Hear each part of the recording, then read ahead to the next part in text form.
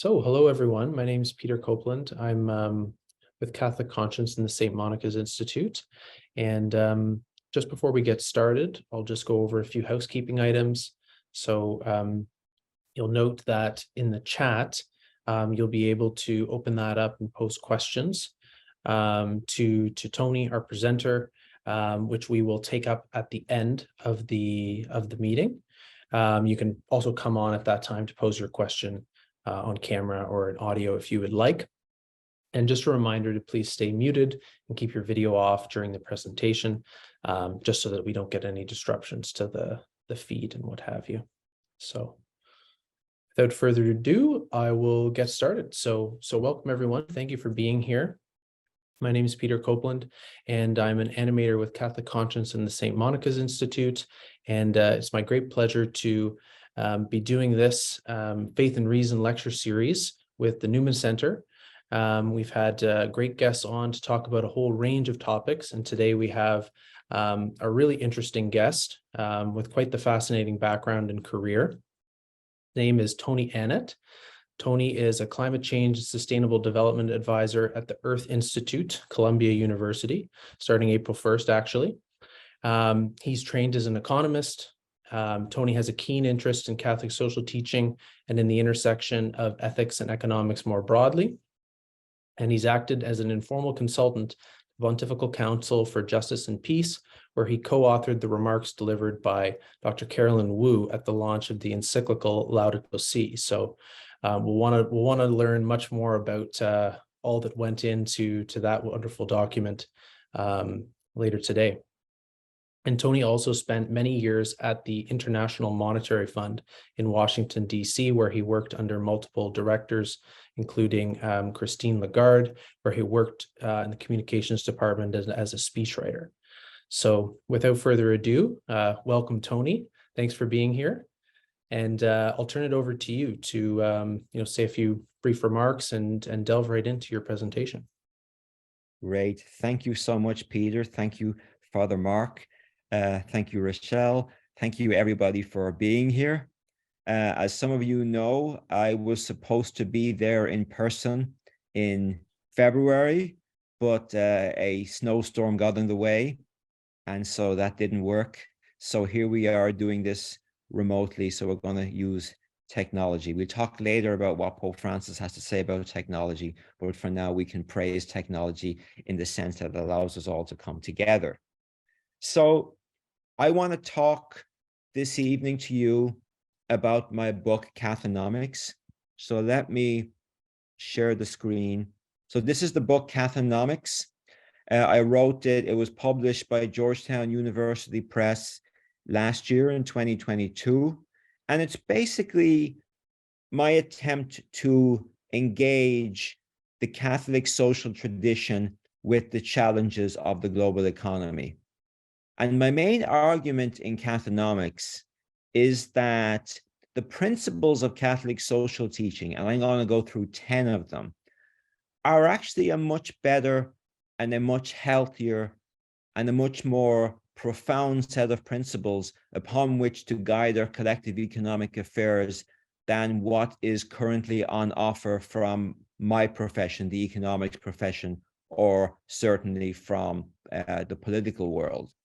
So I think that the principles of Catholic social teaching can deliver a lot of good if they were more widely known. Well, what are those principles? I think there are 10. So this is the list of the 10 here. So for the first part of my talk will be in 3 parts. The first part will be to go through these 10 principles. The second part will be to talk about what Catholic social teaching says about the structure of our economy and the kind of economic life we want to share together. And then the third section will be on Pope Francis's Laudato Si, very, very important social encyclical from 2015. So without further ado, let's dive right into the principles of Catholic social teaching. The first one, and which each of these principles, I'm going to have a quote. And this quote comes from, it's a very famous quote from the Vatican II document Gaudium et Spes, which defines the common good as the sum of those conditions of social life, which allows social groups and their individual members relatively thorough and ready access to their own fulfillment. So I like to think of the common good as a sense of interfused well-being. We are all connected together and nobody can be zeroed out. It's more like, if you're a mathematician, think of it as like a geometric product rather than an arithmetic product. If it's arithmetic, one person can be a zero and the product doesn't change. But if it's geometric, if one person is a zero, then the whole product is nullified. The whole thing is zero. Nobody can be excluded from the common good. We are talking about the institutions that allow each person to reach his or her fulfillment or flourishing. It's kind of a very Aristotelian feel connected to human flourishing. So that's really the common good. And it really differs from the prevailing economic ethos of individualism, which dominates our economic life. As we know, if you know from economics, Adam Smith said that it's what guides our economic life is self-interest. And I'll come back to this over and over again. In Catholic social teaching, what guides us is less self-interest than the sense of the common good, that we're all in it together in a sense. Now, the common good is very much related to the second principle of Catholic social teaching, which is integral human development. This is a short one. This basically says we seek the development of each man and the whole man. In modern language, you say each person and the whole person. This is basically talking about the fullest development of each person's potential. You want each person to be the best possible version of themselves. Again, a very Aristotelian feel. This is really about, as Pope Paul VI in Popularum Progressio says, it's not just about having more, it's about being more. And that means that economic development is much broader than simply GDP or economic growth. It's a much more encompassing sense of development of the whole person. And again, nobody can be zeroed out from integral human development. The third principle is also an integral, and this is integral ecology. This is the newest principle. It comes from Pope Francis's Laudato Si in 2015. And it basically says nature cannot be regarded as something separate from ourselves or as a mere setting in which we live. We are part of nature, included in it, and thus in constant interaction with it. Then he goes on to say, we are faced not with two separate crises, one environmental and the other social, but rather one complex crisis, which is both social and environmental. The idea here is that we have a moral injunction to care for creation, to care for our common home, because when we upset the balance of nature, we upset the social balance too. If we degrade the earth, we degrade the potential of people to flourish in our common home. So as Pope Francis says, we are called upon to heed the cry of the earth and the cry of the poor. That's principle number 3. Principle number 4 is solidarity. This is a definition that comes from Pope John Paul II in his encyclical on social concerns from 1987. It's defined as a firm and persevering determination to commit oneself to the common good. That is to say, the good of all and of each individual, because we are really all responsible for all. And that part is key. Solidarity is the notion that we are all responsible for all. It is a moral response to the interdependence of human life. And in a world of globalization, we can say there's such a thing as a universal common good, and the bonds of solidarity encompass the whole world, which helps us to overcome what Pope Francis calls a globalization of indifference. We have a globalization of solidarity instead. Principle number 5 often is a twin principle of solidarity. It's called subsidiarity. This is most associated with Pope Pius XI from Quadragesimo Anno in 1931. And this basically is an often misunderstood principle. It basically says that decisions should be taken at the lowest level possible, but the highest level necessary. Lowest level possible, but highest level necessary. Sometimes decisions should be taken at the lowest level, at the local level. Take, for example, say education. Often is considered to be appropriately dealt with at the local level. But some things should be taken care of at the national level. And indeed, some things should be taken care of at the global level. When you're talking about global challenges like climate change, for example. So this, again, this says that higher level communities should assist lower level communities, but never usurp their rightful authority. It's not an excuse for libertarianism or free market ideology. It sees a positive role for the state, in the words of Pope Pius, in directing, in stimulating, in coordinating, in supplying, and in integrating. And as Pope Francis said, subsidiarity demands greater responsibility from those with greater power, with greater economic power. Principle number 6 is reciprocity and gratuitousness. And the Pope that's most aligned with this principle is Pope Benedict XVI. And I'm referring to his encyclical from 2009 called Caritas in Veritate. And he talks a lot about these very human level principles of reciprocity and gratuitousness. And what does this mean? Well, I think the best definition of gratuitousness is from Pope Francis in Fratelli Tutti in 2020. It says it's the ability to do some things simply because they are good in themselves without concern for personal gain or recompense.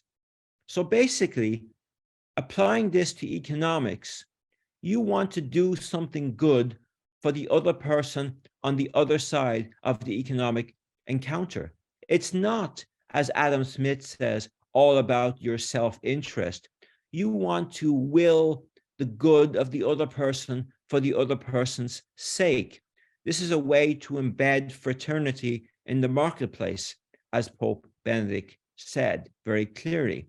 And it's related to what's known as the civil economy paradigm, which is a school of economics in Italy that can be traced to an economist called Antonio Genovese, who was a contemporary of Adam Smith. It's a human level principle.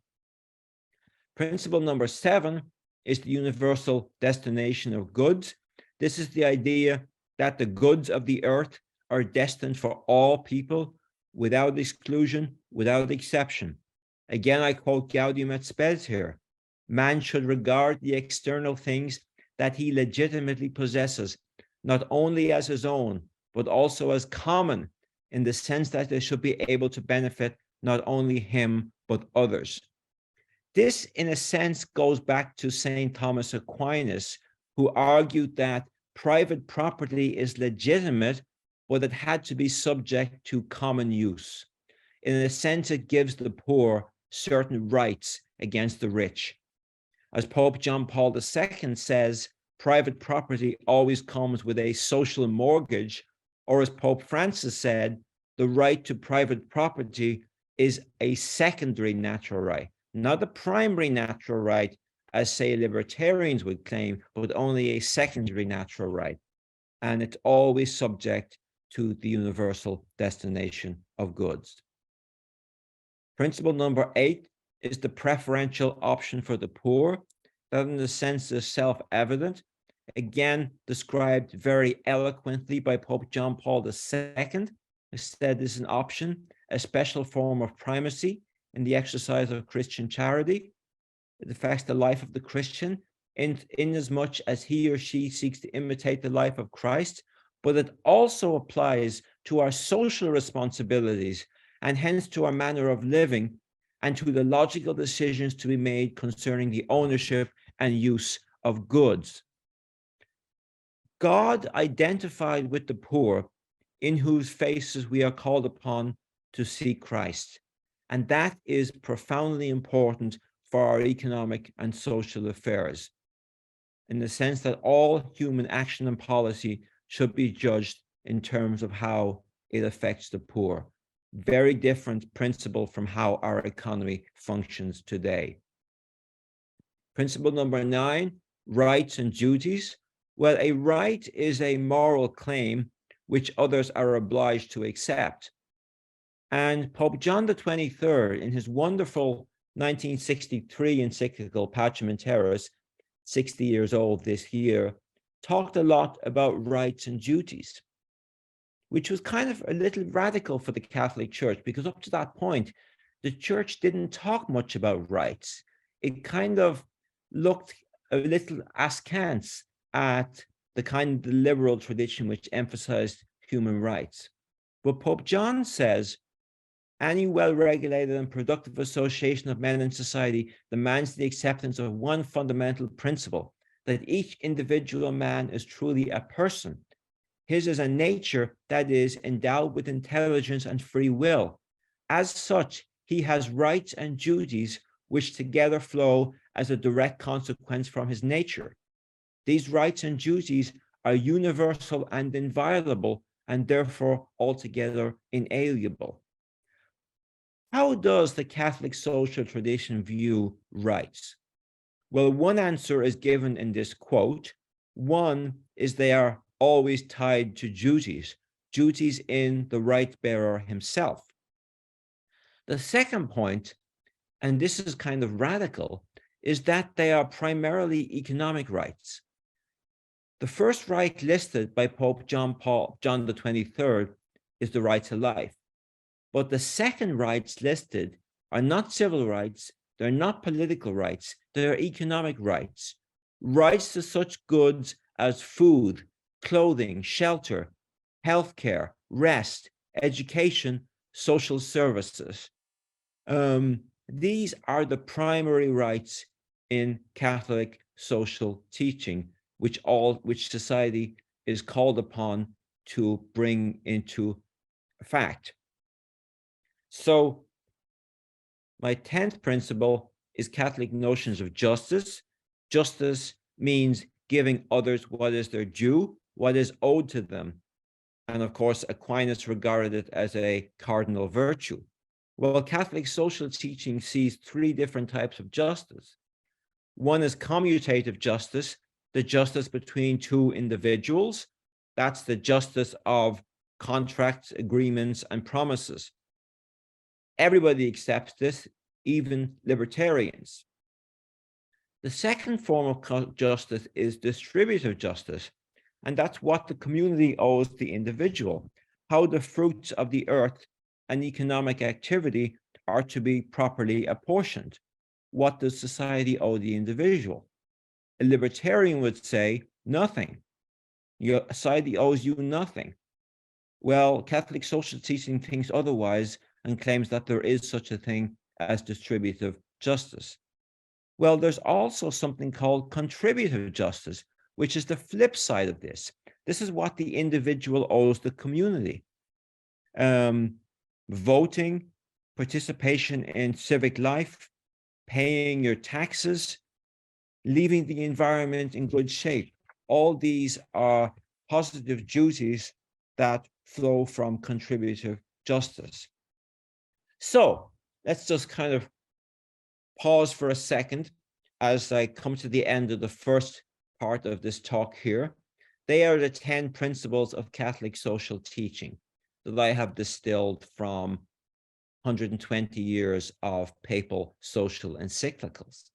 But that brings us to the question, what does this imply for the kind of economy we want for ourselves? Well, I think we need to start with what Pope Pius XI called the twin rocks of shipwreck. The twin rocks of shipwreck basically say there are two forms of economy that we reject. One is collectivism or socialism or communism. That's the collective ownership of the means of production. where you get rid of private property. That is condemned. But also condemned is individualism, or laissez-faire, or libertarianism, what the tradition used to call liberalism. But I don't like using that term because that has changed meaning over the years. But these, for Pope Pius XI, are the twin rocks of shipwreck, which must be carefully avoided. One is individualism, by denying or minimizing the social and public character of property. And the other is collectivism, by rejecting or minimizing the private character of property. So again, this goes back to Aquinas. You have private ownership and you have common use. And if you take one at the expense of the other, you hit one of the rocks of shipwreck. So that tells us that we want to avoid the twin rocks of shipwreck, one being libertarianism and one being communist collectivism. And Pope Paul VI says, well, what happens if they are out of line? Well, it's primarily the role of the public authorities to bring them back into alignment with each other. Pope Paul VI says that very explicitly in Popularum Progressio. But staying with Pope Pius XI for a second, I won't read the whole thing here, but this is when he criticized kind of libertarian economic thinking in 1931. He said, from this source, as from a poisoned spring, have originated and spread all the errors of individualist economic thinking. I won't read the whole quote. He condemns the idea of free competition, the principle of self-direction used to direct economic life, guided by what he calls an evil individualistic spirit. He said rather that economic life must be subject to and governed by a true and effective directing principle. Now, there was concern with the re-emergence of free market ideology starting in the 1960s. Pope Paul VI basically condemned an ideology based on profit as the chief spur to economic progress, free competition as the guiding norm of economics, and private ownership of the means of production as an absolute right, having no limits or concomitant social obligations. So this, again, this was called liberalism by the church. Today, we can probably call it libertarianism or neoliberalism. And also, on the other side of the equation, the church has condemned communism, what the church has historically called socialism or collectivism. Why has the church condemned communism or collectivism? Well, for a number of reasons. The notion of class warfare, the suppression of individual freedom and dignity, the obliteration of private ownership and private economic initiative, the reduction of the human being to the material domain alone, to being merely a cog in the socio-economic machine. Pope John Paul II is very clear about that. He grew up under communism. He was very well aware of the evils it can generate. And I have a very long quote here, which I won't read because it's too long, but you can see some of the ideas there. You are reduced to a series of social relationships. Opposition to private property makes it more difficult to recognize his dignity as a person and hinders progress towards building up of an authentic human community. That's Pope John Paul II on communism. Fast forward a little to Pope Francis in Fratelli Tutti, who condemns neoliberalism. He says the marketplace cannot resolve every problem, however much we are asked to believe this dogma of neoliberal faith. Neoliberalism simply reproduces itself by resorting to magic theories of spillover or trickle, without using the name, as the only solution to societal problems. There is little appreciation of the fact that the alleged spillover does not resolve the inequality that gives rise to new forms of violence threatening the fabric of society. So that's Pope Francis condemning neoliberalism.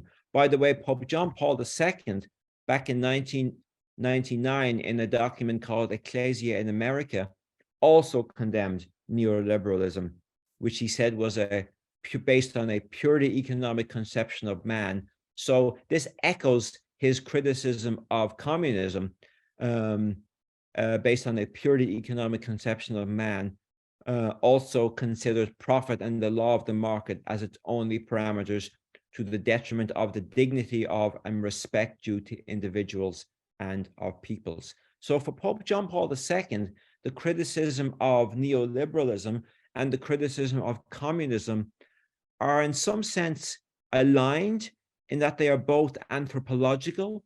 They relate to how these ideologies have defective views of the human person. And of course, Catholic social teaching has a much richer conception of the human person. Of course, and this is Pope Francis taking on libertarianism directly. The libertarianism associated with thinkers like Friedrich Hayek or Robert Nozick, people like that. Libertarianism today in fashion preaches that to establish freedom and individual responsibility, it is necessary to resort to the idea of self-causation. Thus, libertarian individualism denies the validity of the common good, because on one hand, it supposes that the very idea of common implies the constriction of at least some individuals, and the very idea of good deprives freedom of its essence. So libertarianism really opposes the very Catholic idea of the common good. It takes aim at both the idea of common and the idea of good. Because for libertarianism, the good is simply what you choose to do yourself. There's no objective notion of the good. And certainly saying that there's the common good for libertarianism means coercion of certain individuals. So that's the second part of my talk tonight. I want you to take away from this the idea that the church has condemned these two extremes. On one hand, libertarianism and neoliberalism, and on the other hand, collectivism and communism are both twin rocks of shipwreck to be avoided.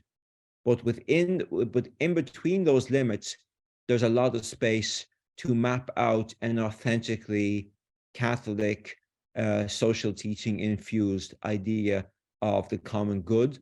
And in the book, I draw a lot of this out. Certainly, the post-war European experience of Christian democracy is very much aligned with Catholic social teaching. Maybe we can come back to that later in the Q&A if necessary. But since I am running a little behind, I want to move into the third part of my talk, which is on Pope Francis's wonderful encyclical Laudato Si on care for our common home, which he wrote in 2015. He wrote Laudato Si in response to what he saw as the mistreatment of our common home, which he identifies with our mother and our sister, based on the spirituality of St. Francis of Assisi. For Pope Francis, the biblical injunction for humanity to have dominion over creation has been misinterpreted, giving rise to a warrant to mistreat nature as we see fit. This, for Pope Francis, is a disordered anthropocentrism. In a sense, the original harmony between creator, humanity, and creation has been ruptured, and this rupture has been brought about by human arrogance, hubris, selfishness, and indeed sin. So Pope Francis says, each community can take from the bounty of the earth whatever it needs for subsistence, but it also has the duty to protect the earth and to ensure its fruitfulness for coming generations. He says that it's like a legacy from our parents, but also a loan from our children. This idea of being both a legacy and a loan.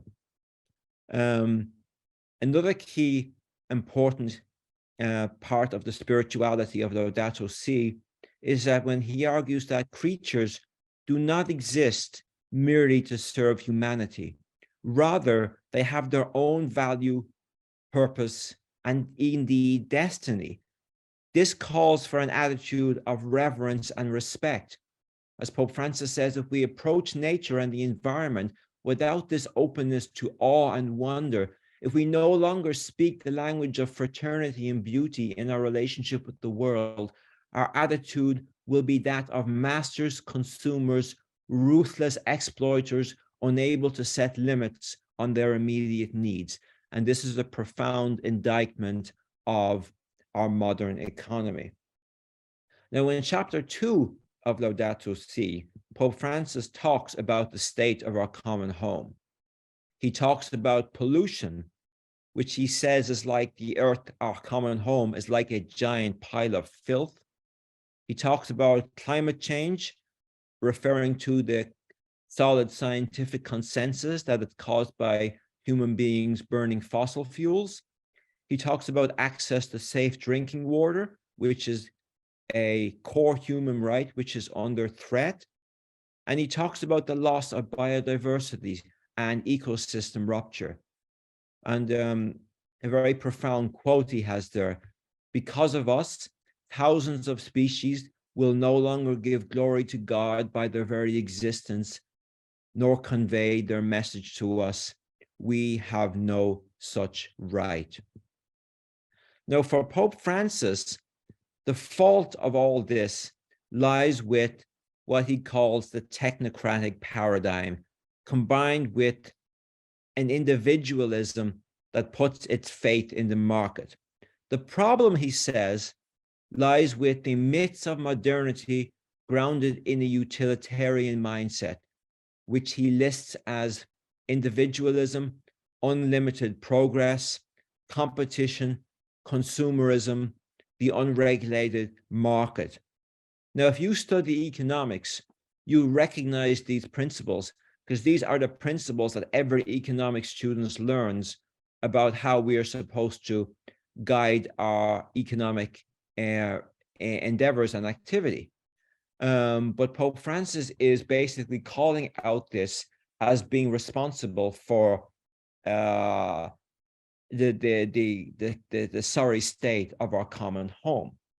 Of course, all of this leads to an emphasis on limitless economic growth, on which violates, in a sense, the planetary boundaries, the natural limits of our planet. So Pope Francis, he criticizes the tendency of this technocratic paradigm to dominate politics and economics in a way that is now globalized. This, for Pope Francis, is an inherently confrontational vision based on an ethos of possession, mastery, and transformation. Now, some people claim that, this is a very modern encyclical.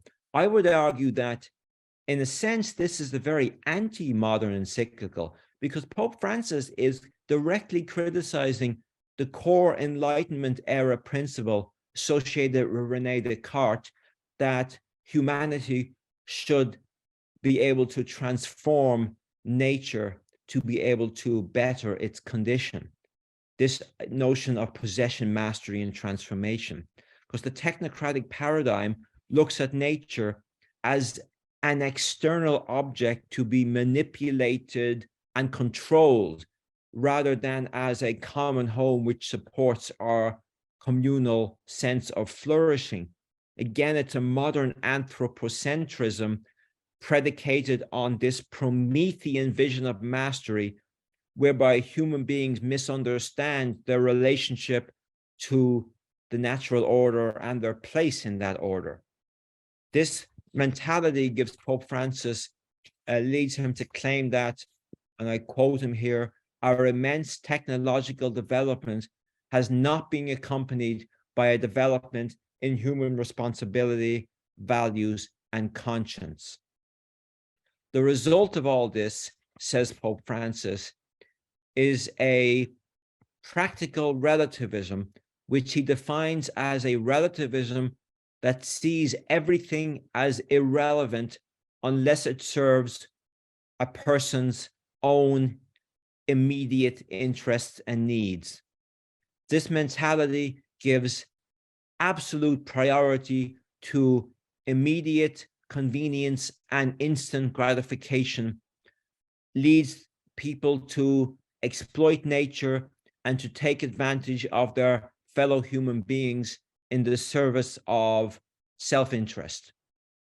And this, for Pope Francis, is the ultimate root of this twin social and environmental crisis.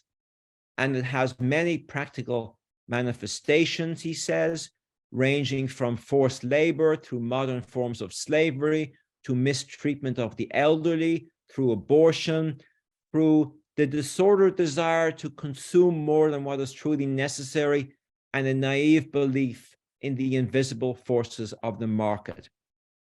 This gives rise to Pope Francis's signature diagnosis of the throwaway culture, where people and things are used to satisfy immediate convenience and then just thrown away, cast aside when they serve no further use. A very profound quote he has here: those excluded are no longer society's underside or its fringes or its disenfranchised. They are no longer even a part of it. The excluded are not the exploited or the outcast, but the leftovers. The leftovers. So, what about solutions? Well, Pope Francis calls for, fundamentally, we need, he says, a cultural revolution grounded in a different type of progress, one that is healthier, more human, more social, and more integral. He calls in Laudato Si for integral and human and sustainable human development.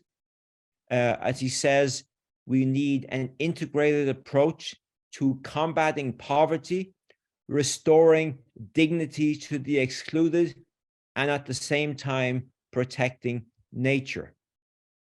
Now, what does this mean? This means many different things at many different levels of society. It has implications for how we as individuals live our lives, because Pope Francis is calling for individual conversion, what he calls ecological conversion or ecological citizenship. In a sense, he's talking about taking individual actions to take care of the environment, which can have moral multiplier effects, as it were. This is how virtue works. Virtue in this can be infectious, and if we develop these ecological virtues, then these virtues can spread throughout society in a very positive way. But he also cautions something here. He cautions that self-improvement on the part of individuals is important, but it will not by itself remedy the extremely complex situation facing our world today. So we need not only individual conversion, we need institutional conversion. We need a conversion of our politics and of our economics. Pope Francis says this starts at the top. He says interdependence obliges us to think of one world with a common plan. One world with a common plan. Remember when I talked about subsidiarity? Sometimes subsidiarity calls for things to take place at the global level. Well, here's an example of that, the environmental issues. So we need to solve the environmental crisis at the global level, at the national level, and also at the local level. Pope Francis also talks about what the different actors in society can do about this. He says business has a role to play here too. This leads to both a negative injunction and a positive injunction. On the negative injunction side, business is called upon not to pollute, not to despoil the environment, not to contribute to climate change beyond international agreements, but also a positive injunction to use its creativity, to use its ingenuity to further these sustainable development solutions and to contribute to the common good. Pope Francis is often misunderstood here. He's often criticized for being anti-business, but that really isn't true. He says in Laudato Si that business is a noble vocation, but it's only a noble vocation if it serves the common good, especially by protecting the environment. Civil society also has a key role to play here. Pope Francis says that civil society can draw public attention to the environmental crisis. It can deploy adequate pressure on businesses to take, to not to pollute and to take environmental action. And Pope Francis says civil society can even go so far as to use consumer boycotts to further environmental action. And as we know, consumer boycotts have worked in the past. In the United States, they worked in the 1960s civil rights movement, and more globally, they worked in fighting the apartheid regime in South Africa in the 1980s. So Pope Francis is saying maybe we need to use the tool of consumer boycotts to hold businesses accountable for their need to align themselves with the common good. That's my whirlwind tour of Laudato Si, which I think is a profoundly important social encyclical. I promised I would give you 40 minutes. It's 43 minutes, so I'm just a few minutes over. So with that, I will stop the share and turn it back over to Peter.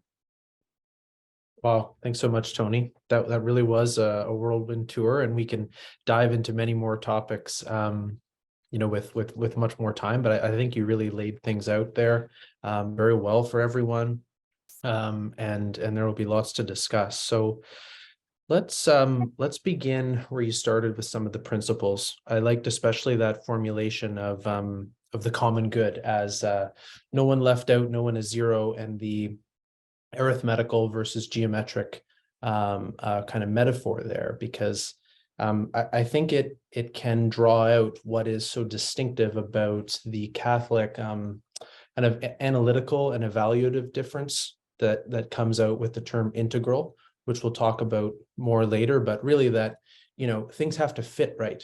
Things have to be used properly and fit right. You can't just have 90 plus 10 to get 100, because then you're really imbalanced, and that doesn't work. But I want to ask you here about the common good, and I'll just kind of portray a little bit about how I think about it, and then ask you about what does it really mean for someone not to be left out and not to be zero. So the way I tend to think about the common good is that it is an emergent property. So it's something that you can't just point to. It's not a sum, or it's not neatly captured just by figures, right? So it emerges when things are used properly towards their proper end, when things are shared, when everyone is kind of flourishing according to our human nature and what makes that fulfilled. But then what does it mean, do you think, in terms of some of those things we clearly recognize it's closely associated with, such as equality, such as freedom, such as participation, what have you? Because obviously, people are very different, and what works for some people doesn't work for everyone, and there are trade-offs, etc. So I'm wondering if you could put a little more in terms of on your definition there, in terms of what you think it means for some of these key terms we associate it with. Sure, thanks for that. And I agree with the way you characterized it. I thought it was very nice, a very nice way of doing it. I should point out before I get into this that the idea of the arithmetic versus geometric, I borrow from Stefano Zamani, the Italian economist. So okay. I want to say that very clearly, that I don't want to steal something without properly attributing to its source. So thank you, Stefano. Yeah, so I like to think of number of ways to approach this. I like to think of the common good in the sense that what does it actually practically imply for the economy today? And I think that there are certain, certain material bases of human flourishing that all people need to have to some degree or other. Basic physical and economic security, access to some of these goods which are noted as economic rights, like food, housing, healthcare, education, the opportunity to be able to contribute to society through decent, dignified, and rewarding work, which means that you need to have a just wage and proper benefits, the ability to join unions and to bargain collectively is also part of the common good, and a sustainable environment is part of the common good too. So these are kind of the areas I would discuss for the common good. You mentioned inequality. So I have a whole chapter on inequality in the book, which is, an interesting idea, because Catholic social teaching has always been quite strong that when income and wealth inequality are out of alignment, then justice isn't really served. The common good is undermined. But obviously, we don't want the complete leveling that you get under communism, because that's also one of the rocks of shipwreck. So we want something more balanced. And I would argue that the kind of inequality we had during the period, say 1945 to 1980, not quite sure what the situation is in Canada, but in the United States and in Europe, that was a pretty prosperous period, but there was also a period of pretty low income and wealth inequality. The problem is after 1980, that got out of alignment, which led to a lot of social and economic and even psychological problems, actually. There are some studies which show that some mental health issues in society can also be higher in more unequal societies. Some very interesting work there. But I think one conclusion there is when inequality is too high, when you're out of alignment, then that sense of shared purpose that you need for the common good disintegrates. People no longer feel like we're all in it together in a common endeavor, and everybody becomes out for themselves, as it were, which is why I think that we need to reduce some of these excessive income and wealth inequalities. That's great. I'd love to return to inequality later on, especially in terms of how it's measured and what we're talking about here. But I think you hit something there, that really the measure is some sort of proportionate balance, and it's found in terms of how people feel, how people feel as though they're a part of something greater than themselves. Want to ask you now about some other principles, solidarity in particular, because I think, it's quite clear, quite uncontroversial, that Catholic social teaching, it's communitarian, it's solidaristic, in many senses. It's really, I like to say anyway, the best of all worlds. It takes the best from the market tradition and what have you. But anyway, it's certainly defined that way in North American culture, because our culture is not so communitarian and solidaristic. But I want to put this question to you. You noted, I think, the economic tradition in Italy, and in your book, Cathonomics, the civil economy of medieval Italy. This was really going around at the same time, or a precursor to even free market economics that grew more out of England and Scotland. But in those types of civil economies and cooperation-based economies where people know one another, they're marked by cooperation, by gratuitousness and solidarity. I think there's a certain element of cultural homogeneity and closedness that is a precondition for this sort of thing. And today we have much less of that. And so I'm just putting the question to you, I guess, a vague question, but what do you think the relationship there is between some of the ills you're associating with individualism, and a kind of unrestrained approach to markets and even ethics, and this lack of those, a lack of a social tradition, I guess, that emphasizes close tightness, close worldview, that sort of thing. They're kind of in tension a little bit. So yeah, I don't think it's a coincidence that the civil economy tradition grew out of a society so deeply Catholic as Italy, which also, of course, had this civic republican tradition from a Renaissance period. I should point out, just to say something here about the civil economy tradition, is that it's an anthropological distinction there. The civil economy, going back to Thomas Hobbes, said that every man is a wolf to everybody else. And Adam Smith followed through with that we're all individuals. But Aristotle, and really this is the Catholic social teaching, is a very Aristotelian outshoot, said that like every man is a natural friend to the other. I'm not going to try and say it in Latin because I'll only mess it up.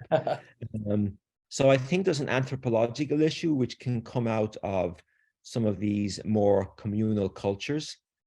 I certainly think that the Anglo-American tradition is very individualistic. So it's much harder for a communitarian tradition like the civil economy paradigm or even like Catholic social teaching to take root and flourish there. Mm-hmm. But I would point out one thing that, it's often pointed out when you look at the Scandinavian social democracies, which are quite successful in generating prosperity and also in keeping inequality low and also being the happiest countries in the world, if you believe it. Mm-hmm. It's also said that, well, they're small countries and they're very homogeneous. And that's true. Except if you look at the history of social democracy in these countries, there was a lot of social turmoil and labor tumult in these countries. So it didn't just naturally flow out of a fertile soil. It came through, deep dialogue among the social actors as to what kind of society we want.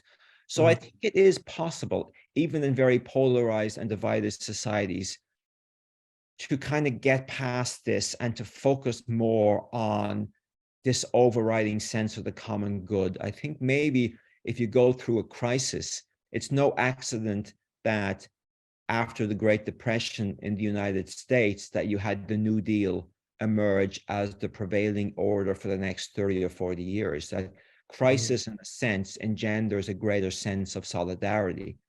We didn't see much of that after COVID, unfortunately. Pope Francis warned us about that too, but yeah, that's what I would say about that, Peter. Yeah, no, that's a great answer. I think what I'm getting at,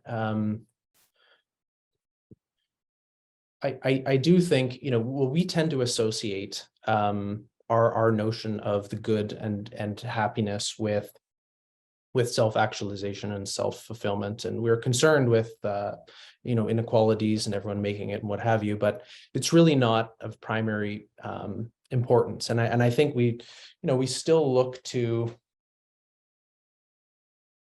we look to the countries that are deemed the most successful and highest standards of living, and they are quite, I think, in the terms that you would define it, unequal and individualistic and what have you. I do think really though that Scandinavia is a great example where yes, it is the shared tradition, the shared culture, language. People need time together to understand one another, to form bonds. They need to form commitments and attachments and what have you. And there's something that is really challenged there when we talk about opening up so much. And so, I mean, I guess what I'm trying to say is it seems right now like it's one or the other to a certain extent. And they don't go neatly together. But maybe we can talk about that more later on. Wanted to ask you about the concept of integrality, because it came up in integral ecology, integral human development. It's a term that's really characteristic of, I think, the way that the Catholic tradition thinks about analyzing an issue and about evaluating it as well. And it's very different from the approach that is more predominant in our culture, which is utilitarian. So whatever works for the greatest number of people, or for whatever stimulates my own preferences. So this pragmatic approach, and we have difficulty understanding that we have ends outside of our own subjective psychological dimension. So I'm wondering if you can elaborate more for us on this concept, particularly how it is differentiated from some common themes of analyzing and evaluating there in our culture today. So there's two of the principles are integral principles. There's integral human development, which is from Pope Paul VI, and of course integral ecology from Pope Francis. In a sense, I think this can be traced back to Jacques Maritain's idea of integral humanism, which was heavily influential on Pope Paul VI and integral human development.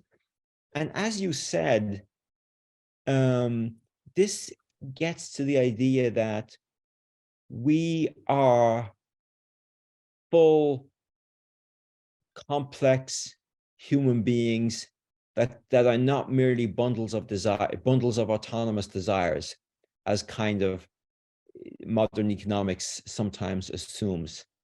That we want to develop on all fronts, not just the economic front, not just the social front, but also emotional, artistic, cultural, spiritual, religious. So this is also also very important when we get to integral human development. And of course, integral ecology, again, this is a kind of very profound principle.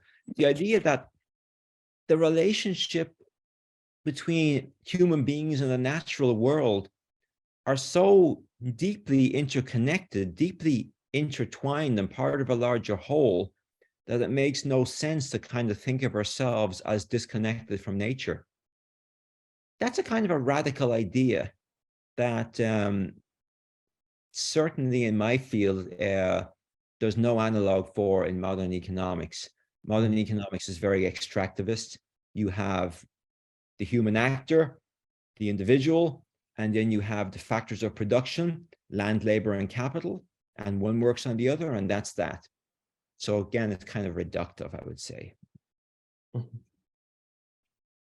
So moving to the ecological part of your talk and Laudato Si and Pope Francis's diagnosis of the ills facing our time, particularly the chief cause, which he denotes as the technocratic paradigm. Yeah. I would say the way that we tend to approach solutions to issues today is unsurprisingly also through the technocratic paradigm, which is, I think, you described it very well, this sense that, everything is a standing reserve of raw material that can be manipulated. It has no intrinsic value or purpose, and we are the masters, we possess it. This kind of problem solving approach to everything. Like everything's like a technical problem to be solved. There's no sense of sin, of course, in the world, or things having inherent value. And so we tend to think that we don't really need to change things about ourselves, or our moral behaviors, or the way we interact with others, and our social models, but that we can find a fix. And of course, the issue with that is that we're not fixing the underlying problem, which is that this attitude, this interaction with the world, extractive, manipulative, etc., is left unchanged. So you have a lot of experience working at the highest echelons of politics and economics, and so what would you say about how some of the problem solving is going at that level or other levels? Is it really just more of the same, more technocracy, and therefore a perpetuation or a deferral of the problem, or are there other signs out there? Something. Yeah. I think that I would say the former. I would say the technocracy is very much dominant. And just recently, I believe I just read that Pope Francis had a meeting on the ethics of artificial intelligence at the Vatican just a few days ago. Mm-hmm. And I think this is going to be an increasingly live problem for the church and for society, is that our pace of technological progress is getting faster and faster, and we have not developed the ethical guardrails around it. We see this with invasions of privacy. We see this with what social media is doing to our young people. We see this with what the new technology is doing to jobs and to inequality. We haven't figured out how to make sure that the benefits of technology accrue to all people in society, the common good again, as opposed to just, the people in Silicon Valley developing these technologies. So this is, there's some flashing red warning signs going on there. But I would say, just to be balanced, there are positive signs too. I think that one reason to be optimistic about the climate crisis is that we had a lot of very positive technological advances in solar and wind technology. And this, I think, is good. This, I think, we don't need to condemn. This is good. But we still need to be careful, as Pope Francis is right, that technology itself is not going to solve all of these problems. And these technologies also have their own ethical issues around them, such as cobalt mining in Africa, something that Pope Francis referred to when he visited the Democratic Republic of Congo last month. So there are profound ethical challenges surrounding how we create and use technology across the whole spectrum, I would argue. Going back to economics for a bit, your field, some of the concepts in play there, you mentioned individualism, the idea of the autonomous subject, the goal being profit maximization or individual preference maximization, these sorts of things. And really at the heart of economics is the view of rationality, which is that an action is rational when it satisfies our preferences, which are subjectively given. and so on. So I mean, I think that I think this goes across the social sciences and even natural sciences to an extent as well. You know, the operationalization of the fundamental concepts that you're working with.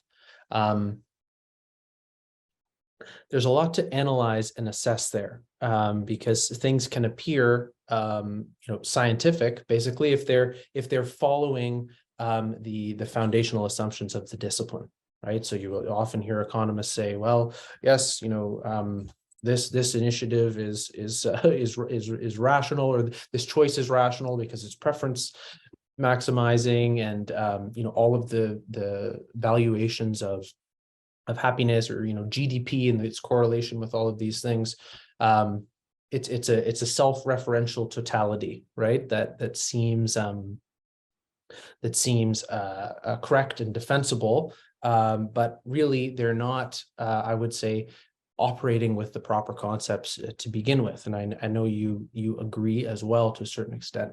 Mm-hmm. So just in your own field of economics, what are some modifications or completely, other terms, foundational terms, I guess I would say, that that you see could be changed, be modified to really think about doing economic analysis differently? Yeah, so that's a good question. I'm actually working on a project right now to kind of design a new principles of economics textbook that says, if you move away from some of these unhealthy assumptions of, especially neoclassical economics, what would it look like?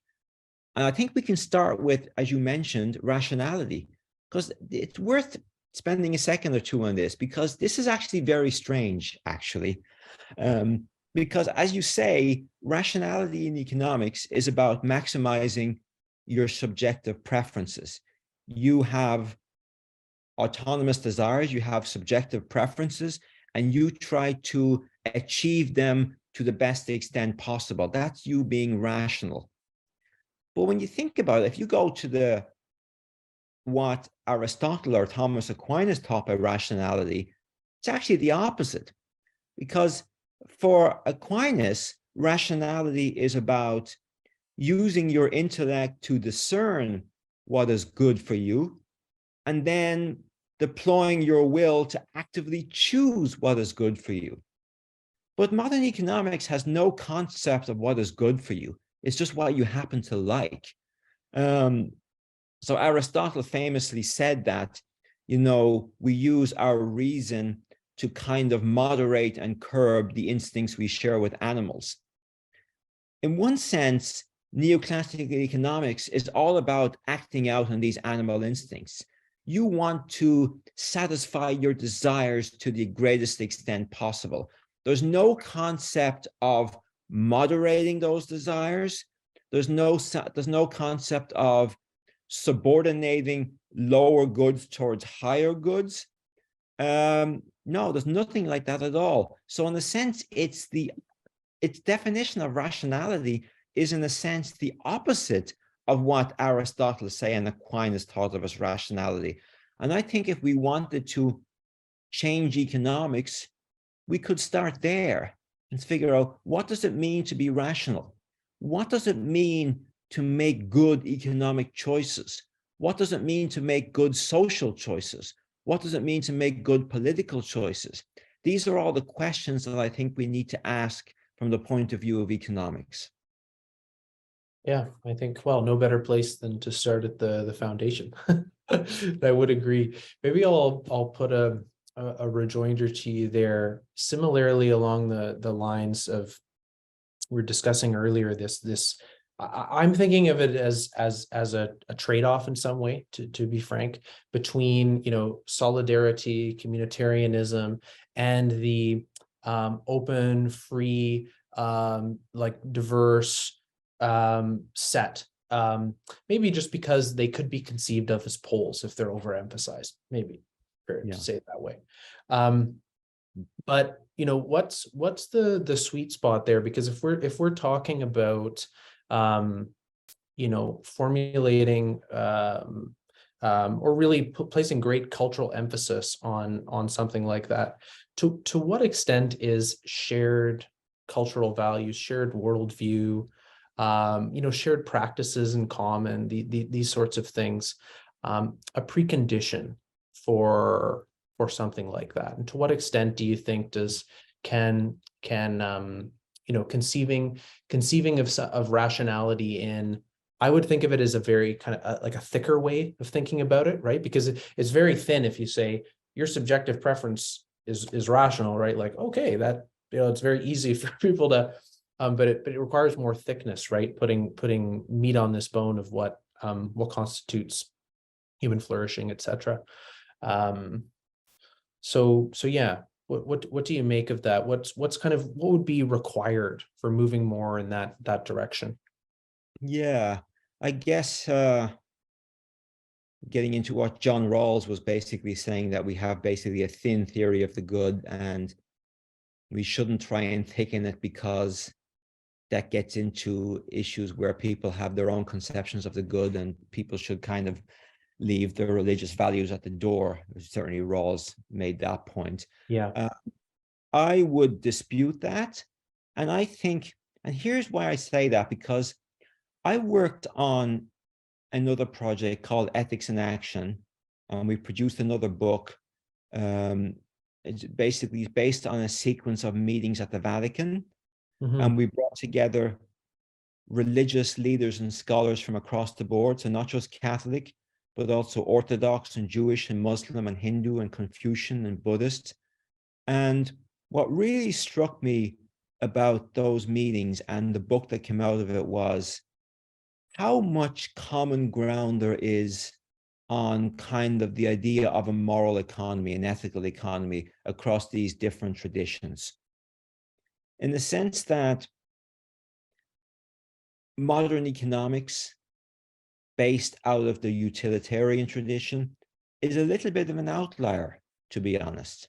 So I think that we can thicken it up a little bit if we actually interrogated to a greater extent the wisdom of these different traditions. Religious, yes, but also some secular ethical traditions too, which might have some wisdom to offer.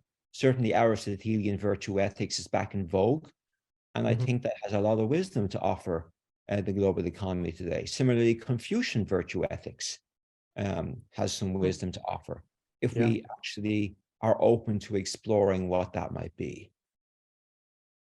Okay, great. I'm going to go to an audience question now and encourage others to put some in the chat. A question from Fadi. What are your thoughts about Michael Novak, The Spirit of Democratic Capitalism?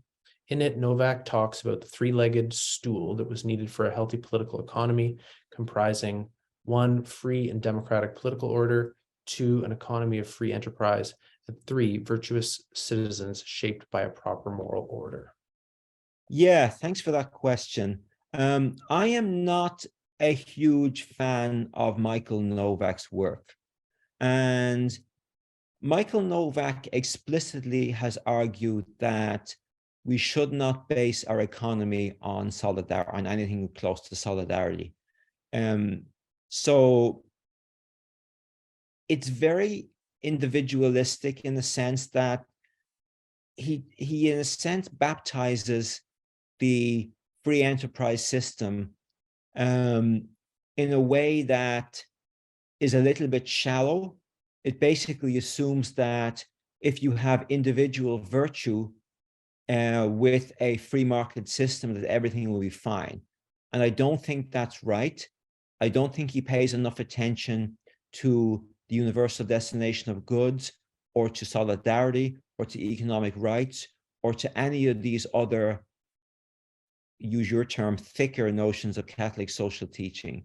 So yeah, I'm not the biggest supporter of Michael Novak, and I don't think that his thought is that aligned with Catholic social teaching, to be frank. Okay, welcome follow-ups as well if you want to type them in there. I have another question about classical liberal societies and homogeneity. So Question from Victor. Wouldn't the homogeneity of the classical liberal society, for example, Adam Smith, Scotland, equate to a sort of communitarianism when it comes to postulate the benefits of individualism? To the extent that there was a set of more shared fundamental values, hard work, honesty, community, that were shared across the society. So, for example, they had shared shared values of what individual good was, and it's not as diverse as in our contemporary society. So, I think the question is,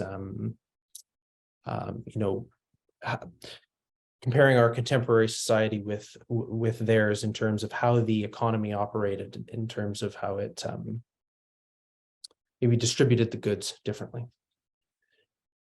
Yeah, let me think of how I would approach that question.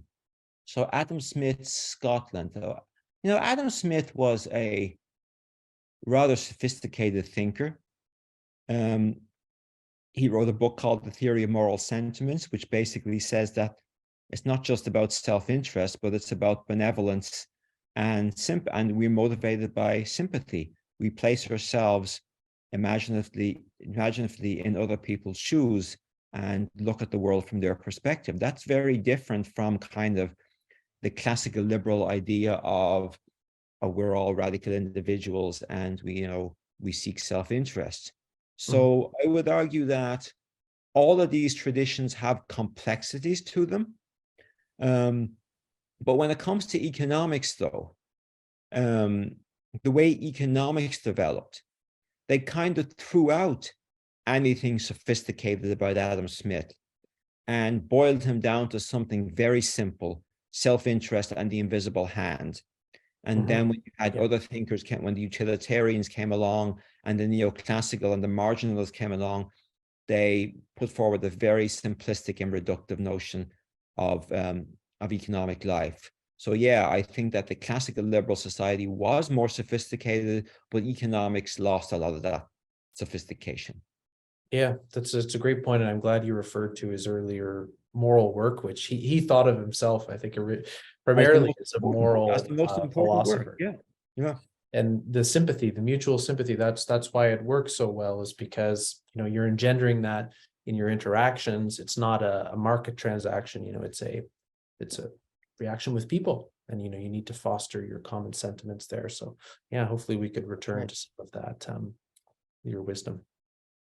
One final question I have to ask you about, your fascinating career at the IMF and many global institutions of finance.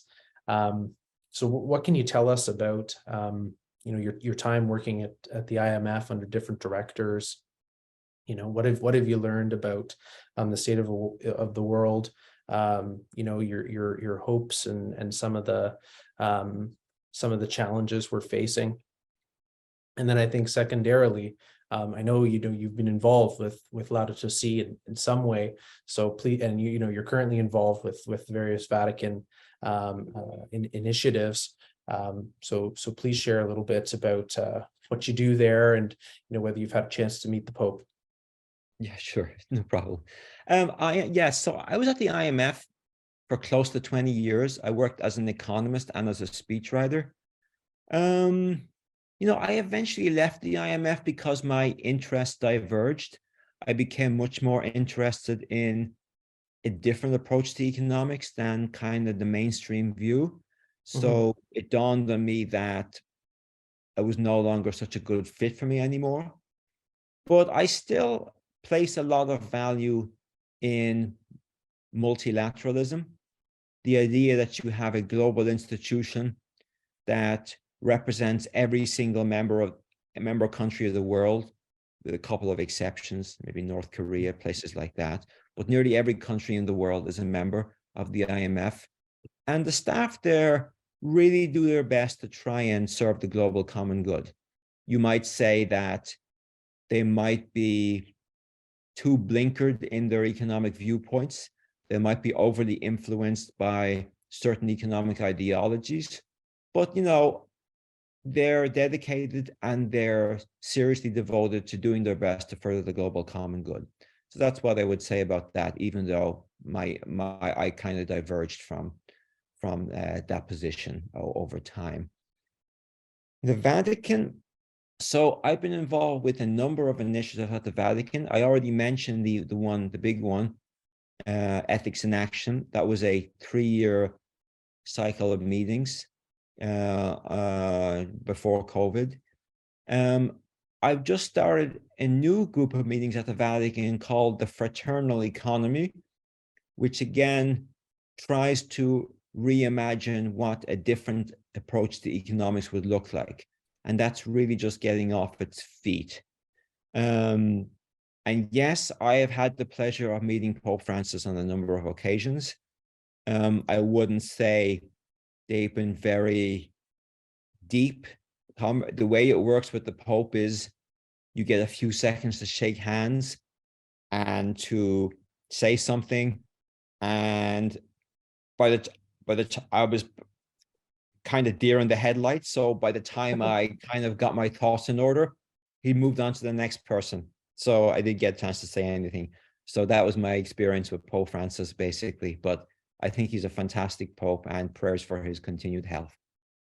Thank you for sharing your time with us, Tony, and for reconvening after that very unfortunate weather issue. But that's life here in Canada. Thank you also to everyone who joined tonight and for posing great questions.